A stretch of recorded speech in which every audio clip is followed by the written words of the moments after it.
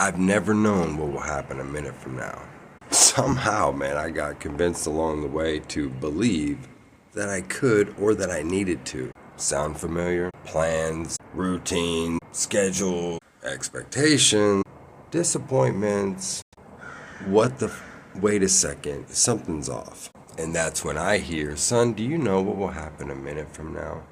As I'm worried. And I'm like, that's a good question. No, I don't. And he says reasonably, son, why do you think you need to know? I don't know, I said. Son, what if it's okay that you do not know? What?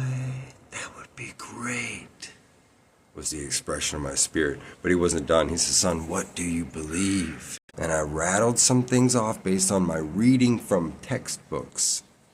You know what he says, son? Go do what you believe. Didn't make sense to me what he said, but a peace came over me, man. I felt like a warm blanket touched me. I'm like, whoa. And so I got up and, man, I'm boot scooting, and I forget the rest of the day. A couple days later, though, I'm like, Daddy, what do I believe, as I'm crying out in the room? And he welcomed that because we were going to start all over.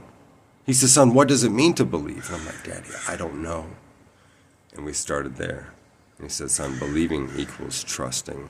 And he began to describe to me that hearing him was going to be everything to me, to us. Relationship happens when we open up to one another, and that happens within the spirit.